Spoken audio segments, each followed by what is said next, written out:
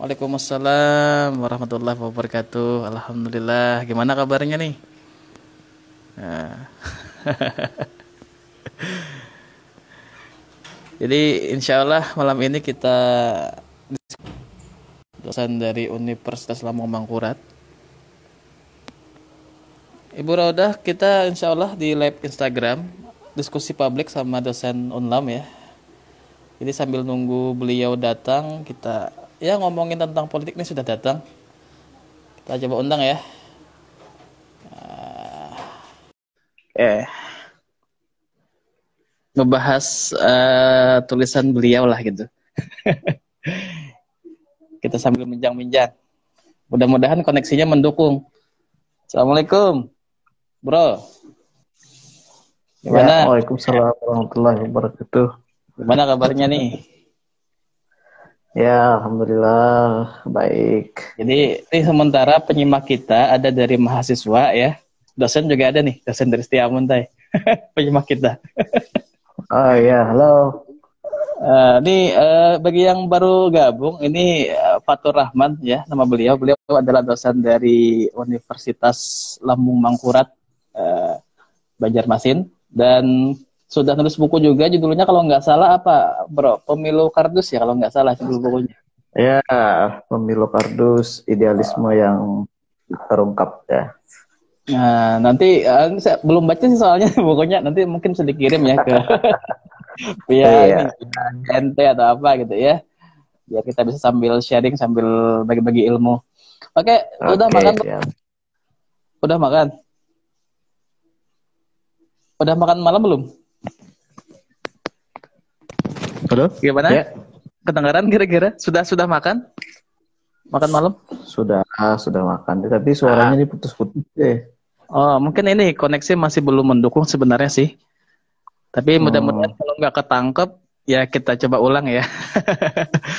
oke. Oke, mungkin pengantar dulu, Bro Fatur Rahman kan sudah nulis yang berhubungan dengan apa tuh pengekangan nafsu politik gitu ya. Mungkin bisa dijelaskan dulu seperti apa sebagai pengantar lah bagi kami selaku penyimak di sini. Baik, kemarin itu beberapa hari yang lalu ya, saya seperti biasa diminta untuk membuat satu tulisan di Duta TV yang akan dibedah setiap minggunya pada hari Ya. Senin itu jam 7 itu di program Lensa Berdua bersama pimpinan Duta TV Bapak Dr. Haji Saifuddin M. Hum. Nah, karena itu kemarin temanya tentang menyambut Lebaran, Selamat Lebaran ya. lalu saya coba mengaitkan soal kontemplasi di akhir Ramadan ya dan menjelang Idul Fitri. Nah, jadi saya memulai tulisan itu dengan mengutip cerita di dalam cerita Indian Cherokee. Iya. Di situ diceritakan pada suatu malam itu ada seorang kakek yang sedang bercerita kepada cucunya. Nah, dia bercerita soal pertempuran yang terjadi di dalam dirinya. Pertempuran itu melibatkan dua serigala, ya, serigala hitam dan putih serigala dan hitam. Ya. Nah, serigala hitam dilambangkan sebagai ketamakan, kesombongan, egoisme, kejahatan, kemudian kelicikan, dan lain sebagainya. Nah, sementara sebaliknya, serigala putih itu dilambangkan sebagai rasa belas kasih, kemudian juga keikhlasan, kemudian rasa menyayangi, menghormati, jujur, dan lain sebagainya. Jadi kakek itu mengatakan bahwa pertempuran itu sebenarnya pertempuran dua serigala itu sebenarnya tidak hanya terjadi pada diri kakek itu sendiri, tapi juga ada di dalam diri cucunya, bahkan di dalam diri setiap manusia. Setiap manusia itu. Setiap manusia. Kemudian si cucu tadi terdiam sejenak kemudian bertanya, serigala mana yang akan memenangkan pertempuran itu? Lalu sambil tersenyum sang kakek berkata bahwa serigala yang akan menang adalah serigala yang kamu beri makan. Jadi itu sebenarnya cerita yang sangat syarat makna ya untuk kita renungkan. Jadi siapa yang akan memenangkan pertarungan itu tergantung dari serigala mana yang akan kita beri makan. Artinya nafsu baik ataupun nafsu jahat dalam diri manusia itu sebenarnya sama-sama ada di dalam diri ya, tapi tergantung nafsu mana yang lebih kita yang lebih kita beri makan, yang lebih kita salurkan gitu kan, kehendak-kehendaknya itu. Nah, dari situ kemudian saya mengaitkan dorongan-dorongan nafsu di dalam ilmu politik itu kan sebenarnya juga sudah lama ya, ada yang dipahami oleh kelompok-kelompok para ilmuwan politik beraliran realis. Nah, sebut saja misalnya di abad ke-15 itu ada Niccolo Machiavelli, kan? Dengan salah satu karyanya yang paling legendaris, paling fenomenal, yang disebut dengan The Prince. Nah, bahkan di dalam The Prince itu juga disebutkan bahwa raja yang paling kuat, raja yang paling cerdik, raja yang paling hebat dalam menaklukkan setiap pertarungan kekuasaan, baik itu mendapatkan kekuasaan atau mempertahankan kekuasaan, itu dianggap sebagai serigala ya, serigala politik gitu kan. Nah, serigala politik ini tentu konotasinya lebih kepada negatif ya. Karena memang Machiavelli juga di situ karena dia alirannya realis. Dia melihat bahwa ya memang di masa itu di abad ke-15 kan terjadi banyak pertikaian ya atau perebutan kekuasaan antar berbagai klan di Italia. Nah, di negara-negara kota Italia itu terjadi banyak pertarungan klan untuk saling menguasai, sehingga yang menang, yang akan berkuasa itu adalah mereka-mereka yang ternyata mempertahankan cara-cara yang kotor gitu ya, memakai cara-cara kotor dalam setiap strategi, dalam setiap kebijakan atau dalam setiap langkah politik. Jadi menipu, kemudian berbohong, kemudian mengambil kekuasaan orang lain dengan cara-cara yang inkonstitusional.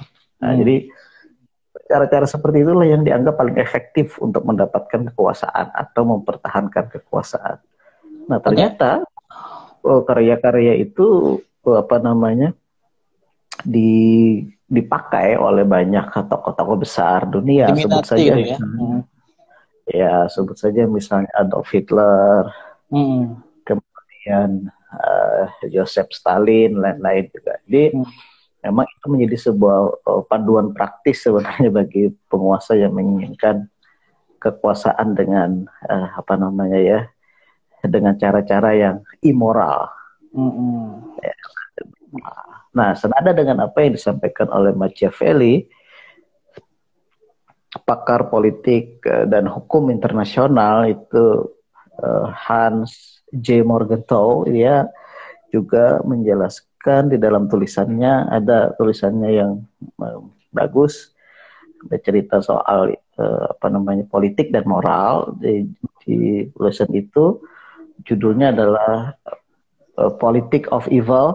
Nah, jadi politik setan, bagaimana di situ dia menyimpulkan bahwa politik itu akan menjadi akan menjadi jahat ketika sudah dilepaskan dari yang namanya moralitas. Jadi tanpa moral maka politik akan memunculkan yang disebut sebagai setan-setan politik. Nah, jadi ketika moral itu sudah terlepas, maka ya wajar banyak setan-setan politik yang selalu menggoda manusia untuk melakukan tindakan-tindakan kejahatan, khususnya para politisi ini ya yang kita kritisi. Mungkin itu dulu di pengantar. Oke, tadi ada yang nanya, apakah Pak Fatur Rahman SMP-nya di Amuntai gitu. tadi dari Setia Amuntai. Nah, jadi kalau ini sebenarnya kita sekelas dulu ya, sekelas SMA dulu ya. Sebut sekelas SMA.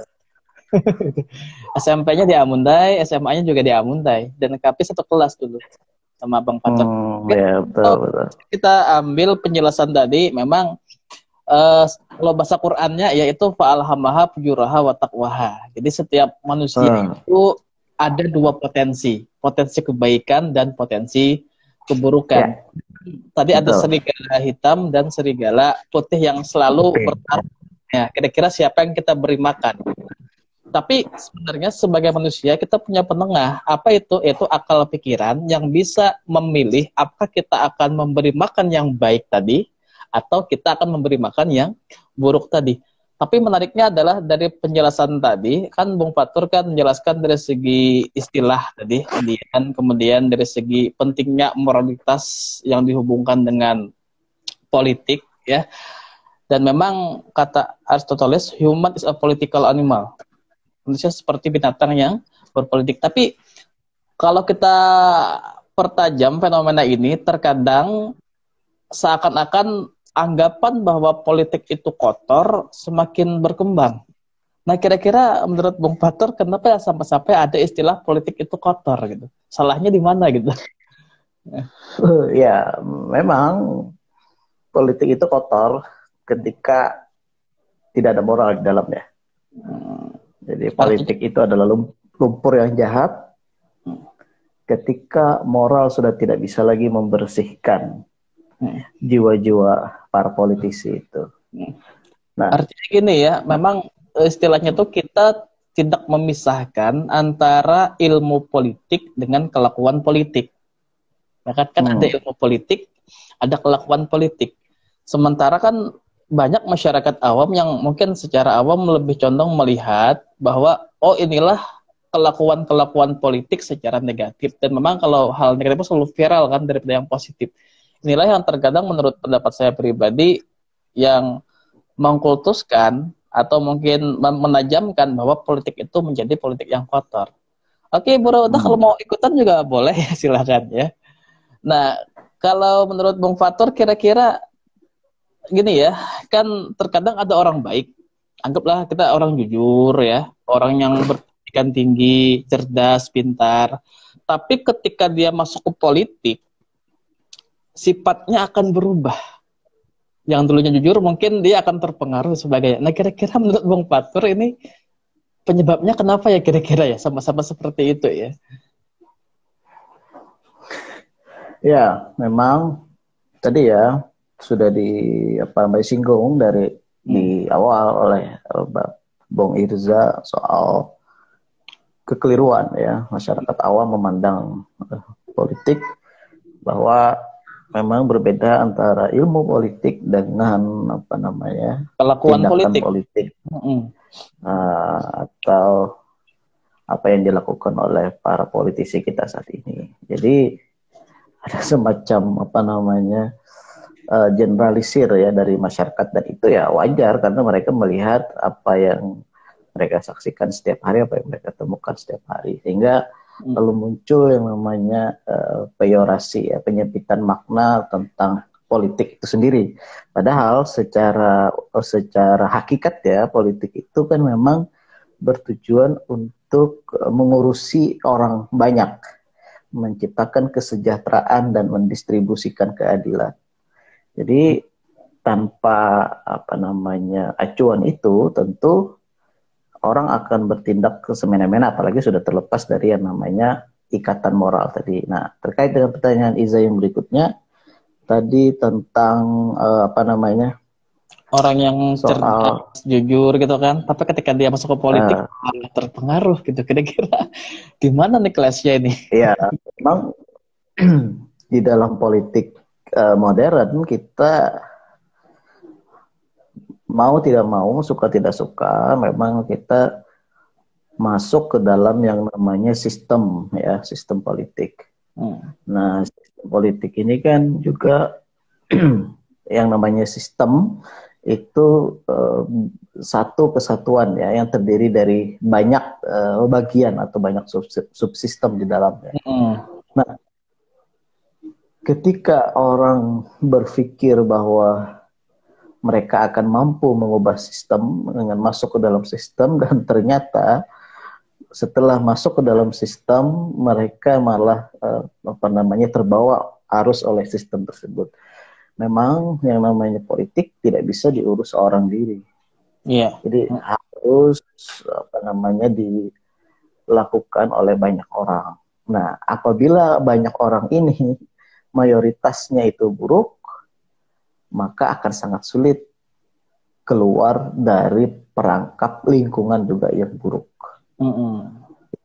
Sulit. Tapi bisa saja itu dilakukan. Misalnya tadi ketika analoginya adalah dalam satu kampung, itu hampir 70 atau 80% yang tertular virus corona, yang 10-20%-nya ini kutub-kutupan juga, pasti was-was. Jangan-jangan bisa menjadi korban berikutnya yang tertular, kan tidak bisa keluar gitu kan dari kampung tersebut. Nah, itu jadi analogi yang sederhana. Sehingga memang cara satu-satunya yang menurut saya paling efektif saat ini adalah dengan mendorong orang-orang baik itu untuk mau terlibat dan mengurusi perihal-perihal politik. Sehingga dengan banyaknya orang-orang baik yang masuk dalam sistem politik, maka oknum-oknum politik yang jahat, ya kan, itu akan semakin tereliminasi dari sistem. Nah, sehingga kita bisa untuk membentuk sebuah sistem politik yang jauh lebih baik. Oleh karena itu perlu kepentingan. Jadi gini ya, jadi dari penjelasan Bung Fatur tadi, saya teringat dengan tulisan Sohoki. Sohoki kan founding father dari Mapala. Dia mengatakan seperti ini dalam tulisan bukunya itu, bahwa memang politik itu adalah lumpur yang kotor. Tapi jika sudah terdesak, maka terjunlah ke lumpur itu. Artinya orang-orang baik memang harus masuk ke ranah itu. Dan menurut saya pribadi, memang ini salah satu penyebabnya adalah tidak berfungsinya fungsi partai politik sebagai public educator, ya, sebagai memberikan pendidikan politik kepada masyarakat. Itu salah satunya kan. Karena secara fungsi itu kan sebenarnya partai politik itu adalah memberikan pendidikan politik ke masyarakat. Itu fungsi utamanya yang memang saat ini sangat jarang kita temui dari partai-partai politik yang memberikan seminar politik atau mungkin pendidikan politik kepada masyarakat. Dan tentunya rekrutmen dari anggota partai juga harus jelas. Misalkan ada kurikulum pendidikan politik bagi orang-orang yang ingin ikut dalam anggota partainya gitu. Oke, mungkin Bung Fatur ada pertanyaan mungkin yang mungkin bisa saya jawab juga. Kita gantian lah gitu sambil sharing diskusi saja. Ya, memang apa ya? Kalau dari pandangan Irza sendiri, kan, ada kecenderungan saat ini, misalnya para politisi itu banyak yang memanfaatkan ulama, atau sebaliknya, ada juga ulama yang memanfaatkan politisi, ya, untuk kepentingan pribadi misalnya, ya. Apabila itu terjadi, itu bagaimana ya apa namanya cara kita menyikapinya gitu. Oke, ini sebenarnya pertanyaan yang ringan ya, tapi jawabannya berat sekali. Kita kembali dulu ke kalau pendapat saya pribadi ya, bahwa politik itu adalah investasi peradaban, bukan investasi kekuasaan. Jadi politik tergantung tujuannya apa. Jikalau tujuannya untuk harta, maka pasti akan korupsi. Jikalau tujuannya untuk kekuasaan, maka pasti dia akan menggunakan segala macam cara untuk mengalahkan lawannya. Jikalau tujuannya untuk nepotisme, maka mungkin hanya orang-orang tertentu saja yang menjadi yang diangkat sebagai pejabat-pejabat tertentu. Jadi intinya juhud itu bukan berarti kita meninggalkan dunia, tapi juhud itu adalah kita mengendalikan dunia. Nah, terlepas dari tadi bahwa apakah bisa memang terkadang ulama dimanfaatkan? Konsepnya adalah, sepengetahuan saya, agama kita kan memang kita muslim ya, bahwa Islam itu mengatur bukan cuma tata cara beribadah, tapi juga mengatur segala sendi kehidupan. Salah satunya adalah politik, karena kan politik itu dalam Islam juga disebut sebagai as-siyasah. Siasat bagaimana dengan tujuan untuk memakmurkan rakyat. Nah, tugas kita adalah, kan memang dalam negara demokrasi kan demokratos, bahwa kebijakan itu rakyat yang membuat, meskipun kita wakilkan kepada legislatif yang akan kita pilih. Jadi sistemnya adalah masyarakat yang memilih, yang dipilih bikin kebijakan, kebijakan dijalankan oleh birokrat dan kembali kepada masyarakat itu sendiri. Nah, tugas kita menurut saya adalah, ulama berpolitik itu persis saya pribadi ya, bagus jikalau memang dia tujuannya untuk sesuai dengan as-siyasah tadi, siasat untuk tujuan kesejahteraan masyarakat ya. Karena memang Islam itu bukan cuma mengatur segi ibadah, tapi juga mengatur sistem politik, sistem kehidupan, dan seluruh aspek itu ya. Tugas kita sebagai masyarakat adalah melihat celah ini. Apakah memang ada sistem yang memang menggunakan ulama untuk mendulang suara atau tidak? Karena memang dalam sistem demokrasi ini kitalah sebagai penentu. Makanya masyarakat kan wajib untuk belajar politik. Itu mungkin pendapat saya. Jadi kalau ditanyakan apakah memang itu mendulang suara atau tidak, tergantung dari bagaimana niat beliau untuk ikut berpartisipasi dalam politik ini. Nah, itu ya. Oke, sambil ngerikan-ngerikan dulu, gimana di sana kuliahnya? Apakah sistem daring juga, Bung Fatur? Ya, kita masih menjalankan apa namanya sistem online ya, karena memang berdasarkan surat keputusan rektor, maka kita apa namanya kuliah menggunakan sistem daring. Jadi saat ini kan sudah selesai ya fase ujian final test dari mahasiswa. Oh, sudah selesai. Nah, kita, ya, sudah final test. Ya, sudah final test. Dilakukan dengan sistem online, kemudian juga sekarang sudah memasuki tahapan input nilai. Nah, nanti ini keluar lagi edaran untuk diperpanjang lagi sampai pertengahan Juni ya, kita work from home ini. Iya. Kalau Fatur sendiri gimana kuliahnya ini? Apakah lewat Instagram, YouTube, atau apa? Pakai Zoom gitu? Pakai apa ya ini? Iya, macam-macam medianya kan yang bisa kita optimalkan. Memang ada di Unlam itu sendiri, ULM itu kan punya sistem ya, namanya e-learning ya. Jadi e-learning ya. Dengan apa namanya aplikasi yang sudah dirancang oleh pihak universitas untuk menjadi media belajar dan interaksi dengan dosen dan mahasiswa. Jadi dari situ juga bisa digunakan, bisa juga dengan menggunakan apa namanya Zoom ya atau Google Meet dan lain-lain. Jadi memang mau tidak mau kita juga harus beradaptasi dengan kondisi saat ini.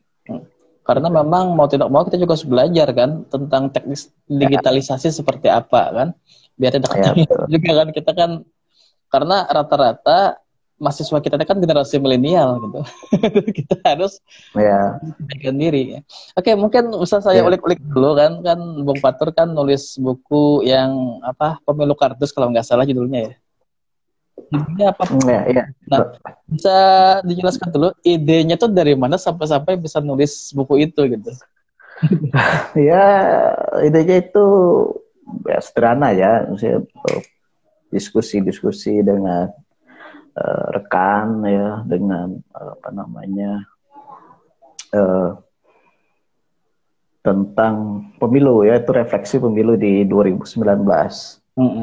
Lagi tren soal penggunaan kotak kardus Kardus dulu ya, ya. sebagai Ya. media, sebagai media apa namanya kotak suara ya dalam Iya. pemilu. Kemudian itu sudah tren, sudah sesuatu yang baru ya, KPU mulai yang baru. Kemudian juga itu muncul lagi trending topik juga soal kardus, tapi bukan soal kotak suara, tapi soal jenderal kardus ya saat itu yang dipopulerkan oleh Andi Arief ya, soal kekecewaannya karena apa saya lupa namanya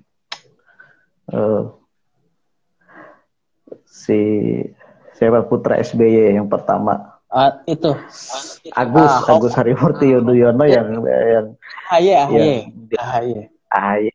yang dianggap Andi Arief itu lebih layak lah untuk mendampingi Pak Prabowo ya sebagai cawapresnya pada saat itu.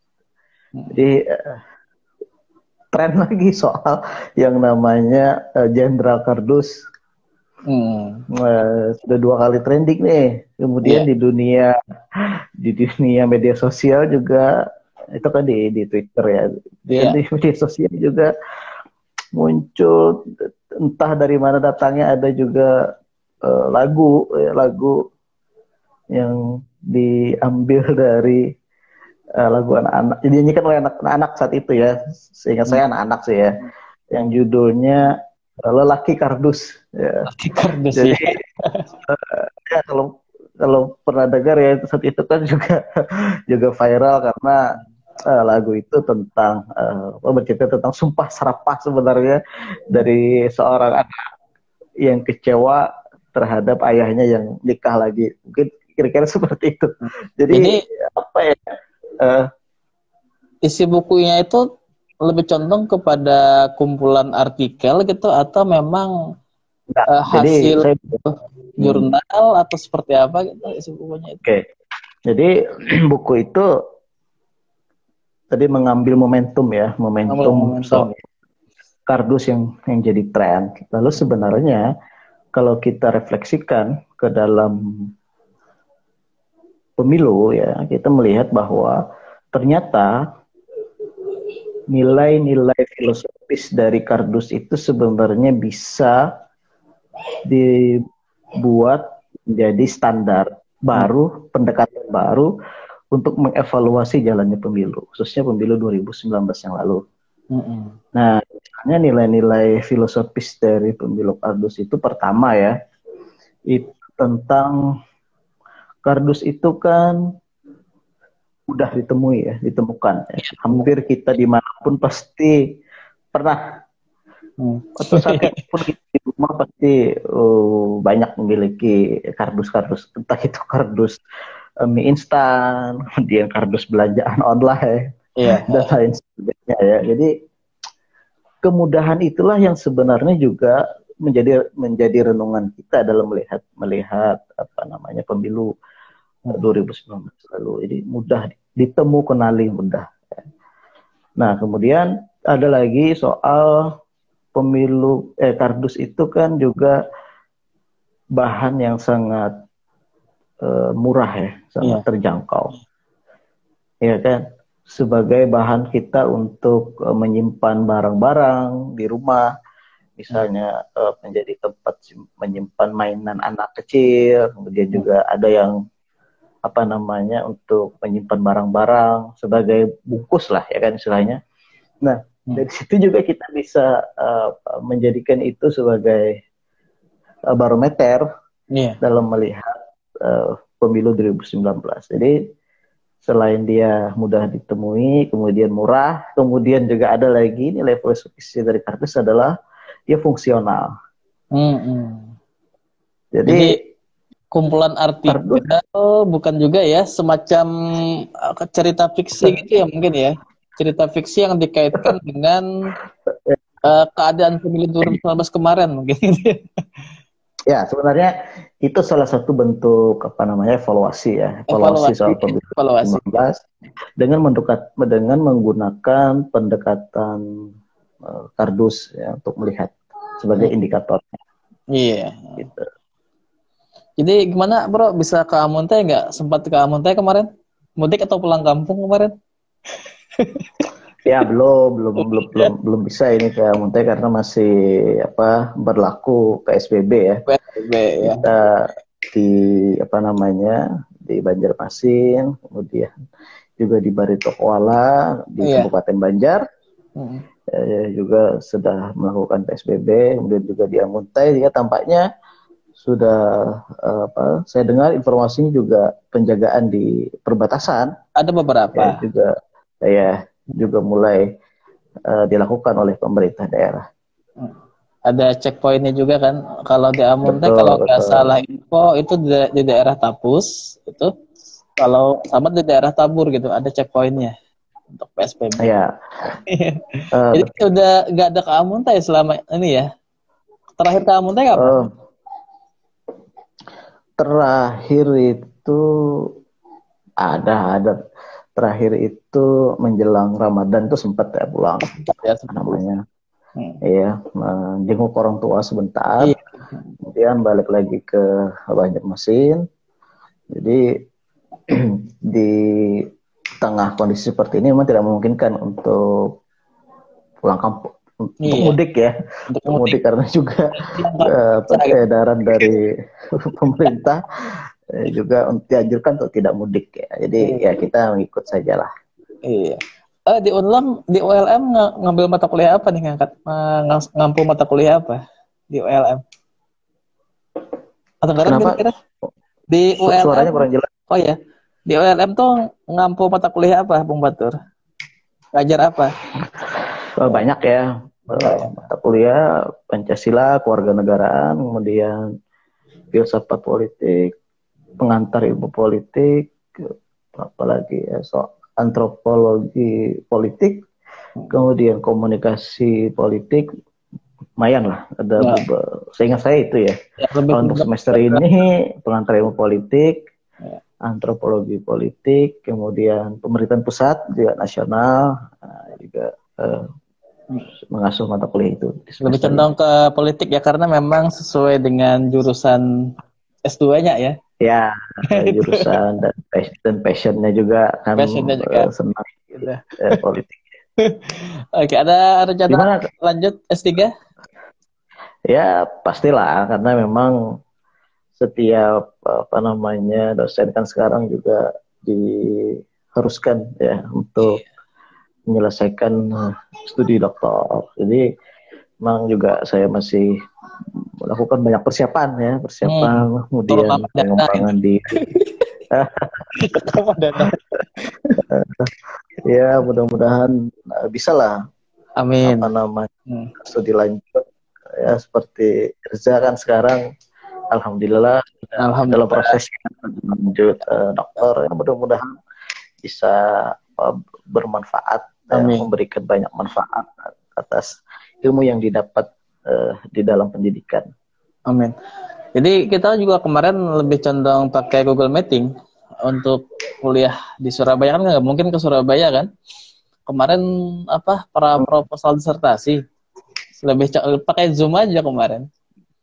Jadi lebih hemat print out, lebih hemat tiket pesawat gitu kan. Jadi lumayan. Jadi hikmahnya mungkin ada juga kita nggak bisa ke Surabaya. Ya betul. Sekarang kan memang mau tidak mau kita melakukan banyak adaptasi ya, khususnya soal penggunaan teknologi Internet of Things. Jadi memang semua sudah apa namanya mulai berbenah diri ya, baik itu dari sektor swasta, kemudian juga dari pemerintah, termasuk juga kita di dunia pendidikan. Kan Jadi sekarang kan juga mudah kan kita untuk belajar daring dan sebagainya, kan tutorialnya sangat sangat banyak sekali kan. Misalkan kita ya betul. cara Google Meeting, cara Zoom itu kita nggak perlu nyari guru, cukup buka YouTube atau apa, tutorialnya banyak gitu. Lebih mudah sekarang kita belajar. Itu tadi anak gue deh. Ya, ya, betul. Ya. Memang belajar lebih mudah ya, karena konten-konten juga banyak tersedia. Tapi sebenarnya dalam proses belajar itu kan nggak bisa hanya satu arah. Kita hanya membuka, kemudian mendownload video tutorial belajar, kan nggak bisa seperti itu juga. Ada proses dialektika ya, apalagi kami di dalam apa namanya bidang non eksak. Itu juga tidak hanya belajar secara mandiri, tetapi juga harus ada feedback ya, bagaimana kita berdialektika, berdiskusi, bertukar pikiran. Nah, itu juga yang sebenarnya menjadi tantangan bagi era sekarang ini, bagaimana bisa lebih efektif dan efisien. Itu saja sebenarnya yang mungkin bisa digali ke depannya. Ya kalau kita berpikir generasi kita ini ya, kita kan apa namanya tengah-tengah dari milenial nih. Kalau mungkin mahasiswa kita mungkin yang namanya aplikasi, digitalisasi itu seperti makanan mereka sehari-hari. Jadi mungkin kita cuma sebatas jangan sampai kita ada rasa ego gitu untuk belajar dengan lebih mudah gitu kan. Terkadang kita pun juga harus belajar dengan teman-teman yang lebih muda yang berhubungan dengan digitalisasi. Contoh untuk YouTube, edit video itu pun saya pribadi juga belajar dari mahasiswa saya bagaimana cara ngedit dan sebagainya ya. Ada tuh tuntutan sekarang. Oke, Pak Tur, ada rencana bikin YouTube? Ada rencana? Rame-rame gitu ya, rame-rame gitu. Itu masih dalam apa namanya perdebatan batin ya, perdebatan batin, karena memang tantangannya adalah kita harus selalu kreatif ya, dalam membangun konten, kemudian juga yang paling berat menurut saya adalah konsistensi dalam membangun konten, dan itu memang tidak mudah. Jadi memang untuk saat ini masih terjadi pergolakan batin ya. Okay. Karena memang saya perhatikan tidak gampang lah untuk seberhasil Irza ya dalam membangun sebuah channel di YouTube. Itu pasti banyak menyita waktu, pemikiran ya, khususnya ya untuk merancang kira-kira konten apa nih agar bisa memberikan manfaat yang seluas-luasnya bagi para penonton. Insya Allah sih. Dan memang udah berapa tahun ya, baru sekitar 1000-an subscribernya gitu. Itu pun ketika masa pandemi kan kita kuliah daring karena kita bingung. Betul. Kemarin pakai sempat pakai Zoom ya. Tapi ternyata Zoom itu kan banyak layar nih, sehingga menyedot kuota mahasiswa luar biasa. Jadi langkah yang sederhana mungkin lewat YouTube, dan itu masa pandemi itu yang membuat subscriber meningkat gitu. Itu aja mungkin sebenarnya ya. Oke, yang kita kesimpulannya mungkin kesimpulan ya, kita simpulkan saja. Jadi kesimpulannya adalah dari penjelasan Bung Fatur ini bahwa memang dalam politik itu ada sisi jahat dan sisi baik, dengan istilah tadi serigala hitam dan serigala putih. Terus bagaimana cara kita dalam memberi makan serigala ini? Apakah kita fokus kepada yang kebaikan atau kita lebih fokus kepada kejahatan? Dan salah satu masalah adalah ketika kita memisahkan antara moralitas dengan politik ini.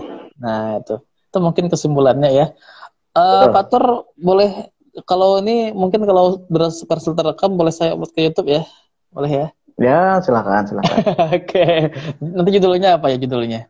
Mungkin bincang-bincang politik dengan itu siapa tuh Om? Itu Om. Halo. Om Fatur Rahman. Nah. Ini anak ya. Ya Ya, mudah-mudahan bincang santuy itu kan bin- apa istilah apa namanya? Judulnya bisa bincang santuy. bincang Ya, santuy soal ya. bincang santuy soal politik lah ya. Oke. Oke, itu mungkin ya, mungkin yang bisa kita sampaikan. Termasuk udah nyimak tadi ada beberapa dari mahasiswa, dari dosen juga ada, dari perawat juga ada. Makasih banyak ya. Dan kalau ada kesempatan mungkin kita live lagi ya sambil diskusi. Oke, boleh, boleh. Silakan, silakan. Oke. Tutup aja ya semuanya. Ya, Assalamualaikum oke. warahmatullahi wabarakatuh. Waalaikumsalam warahmatullahi wabarakatuh.